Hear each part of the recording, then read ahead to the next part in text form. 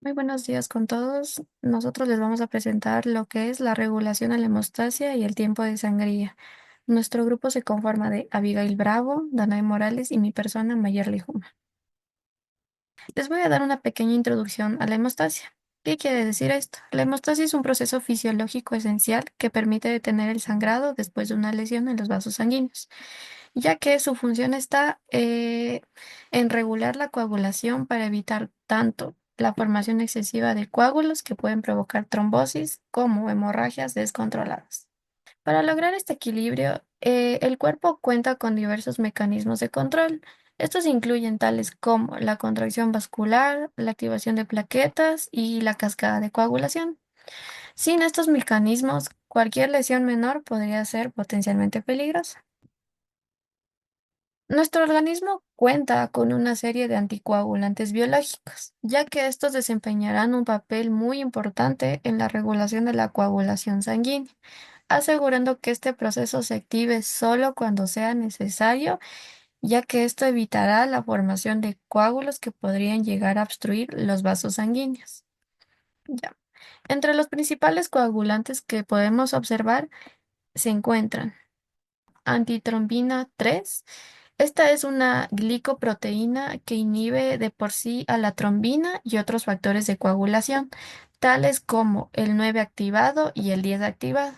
Su eficacia se ve significativamente aumentada en presencia de heparina, lo que potencia su capacidad para prevenir la formación de coágulos. También nos encontramos a la proteína C y proteína S. Estas proteínas trabajarán en conjunto para degradar los factores 5 activado y 8 activado, ya que son componentes esenciales en la cascada de coagulación. Y también algo importante a destacar es que su activación depende también de la presencia de la vitamina K.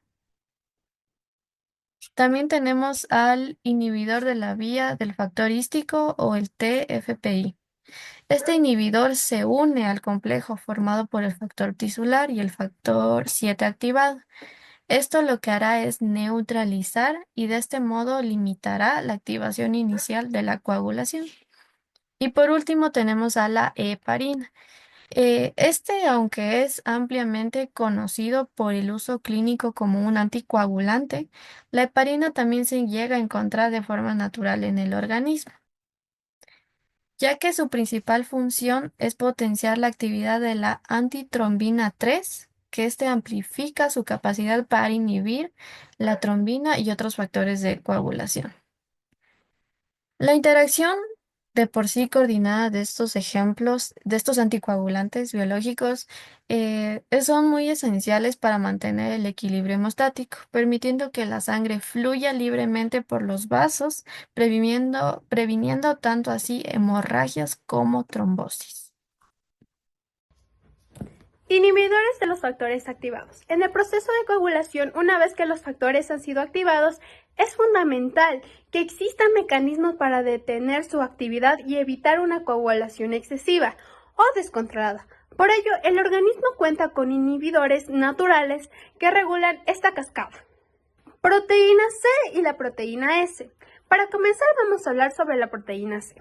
La proteína C se activa en presencia de trombina y trombomotulina, que es un receptor endotelial. Su función principal es inhibir a los factores 5 y a los factores 8, los cuales son esenciales para la amplificación de la coagulación. Proteína S es un cofactor que ayuda a potenciar la proteína C para activarla. Se encuentra de dos formas en el plasma, libre y unida.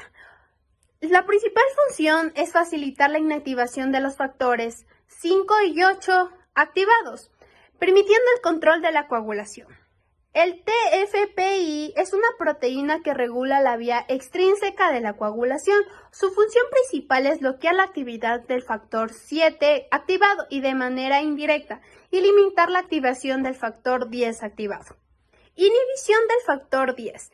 El TFPI se une al factor 10 activado, que esto impide la acción de la conversión de la protrombina a trombina. Inhibición del complejo del factor 7 o factor tisular. Una vez que el TFPI ha inactivado el factor 10 activado, se une al factor 7 activado, que aquí esto se activa por el factor tisular, deteniendo así la cascada de coagulación por la vía extrínseca. Ahora hablaremos sobre las serpinas y regulación de la vía común intrínseca de la coagulación. Nos preguntamos ahora, ¿qué son las serpinas? Como su nombre se lo dice en inglés, the serine protease inhibitors, es una gran familia de proteínas que inhiben proteasas de serina. Estas enzimas tienen un residuo de serina en su sitio activo. Estas proteínas son cruciales dentro de la regulación de procesos biológicos, ya sea como la coagulación, inflamación y fibrinólisis. Su función de las serpinas dentro de la coagulación serán encargadas de actuar como inhibidores naturales de las proteasas involucradas en la cascada de coagulación. Y también serán las encargadas de prevenir la formación excesiva de coágulos para no poder desencadenar una posible trombosis y mantener un equilibrio hemostático. Aquí existirán algunos factores que inhiben las serpinas en la coagulación. Empezamos con el factor número 2, es decir, la trombina. Este será inhibido por la antitrombina número 3, que será más explicada más adelante. Seguimos con el factor número 7, que es inhibido por el inhibidor de la vía del factor tisular.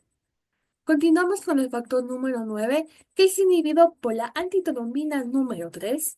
El factor número 10 será inhibido por la antitrombina 3 y también será inhibido por el dependiente de la proteasa Z, que más adelante se lo explicará igualmente. Continuamos con el factor número 11, que es inhibido por la antitrombina número 3 y el ZPI, que es la misma proteasa. Y hablamos con el factor número 12, que es inhibido por la antitrombina número 3. Ahora, ¿qué es la antitrombina número 3? Esta será la serpina más importante en la regulación de la coagulación. Su función principal será inhibir la trombina, es decir, el factor número 2 activado y también el factor número 10 activado, dos enzimas claves en la formación de coágulos.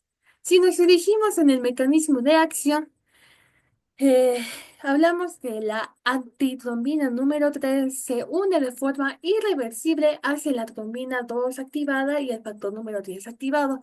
Como función, tendrá la actividad de inactivar a estos dos factores. Ahora hablamos de la heparina, de la glucosaminoglucano. Estas son dos potenciadores que ayudan a la actividad de la antitrombina al aumentar su afinidad por estas proteasas.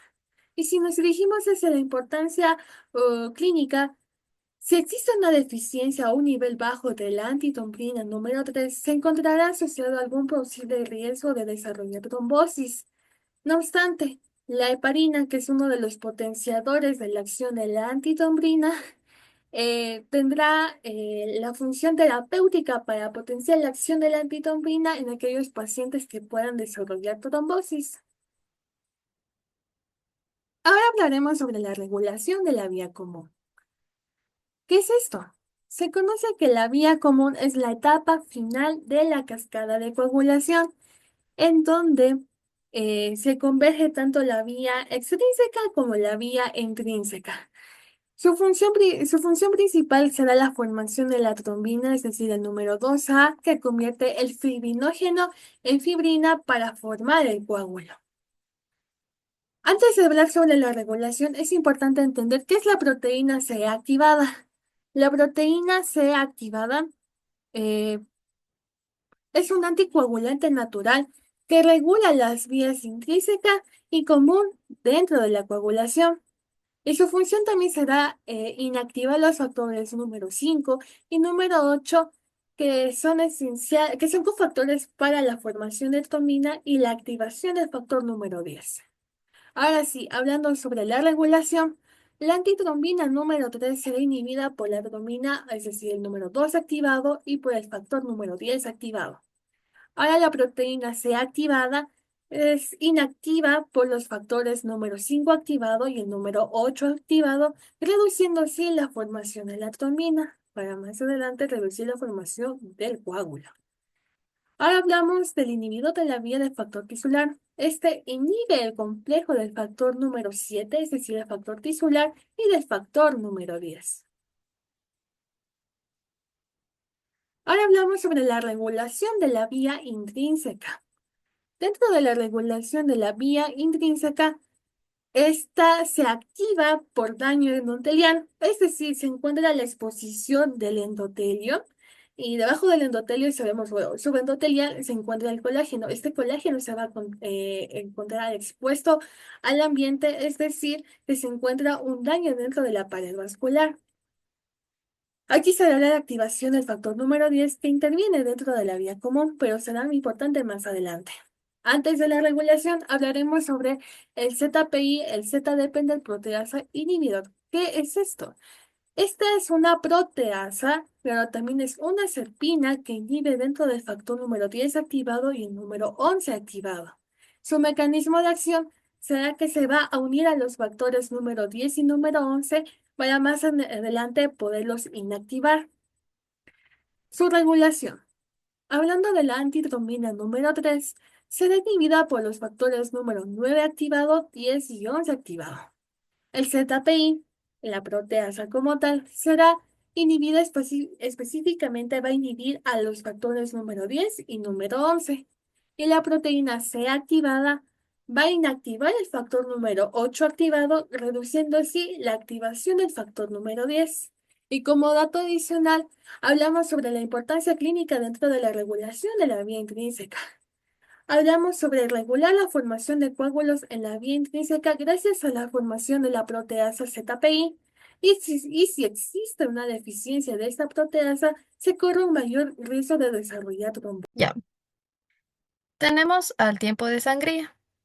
Esta es una prueba clínica y de laboratorio que es muy importante. ¿Por qué? Porque este nos ayudará a evaluar cómo se encuentra la fase plaquetaria, es decir, en qué tiempo se toman las plaquetas para formar el tapón plaquetario.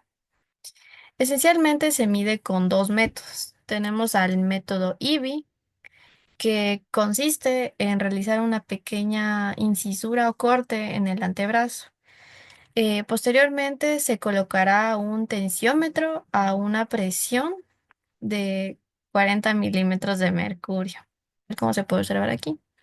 Su tiempo de coagulación puede oscilar entre los 5 a 10 minutos. También encontramos al método Duke, que en este se realizará una punción en el lóbulo de la oreja o el dedo.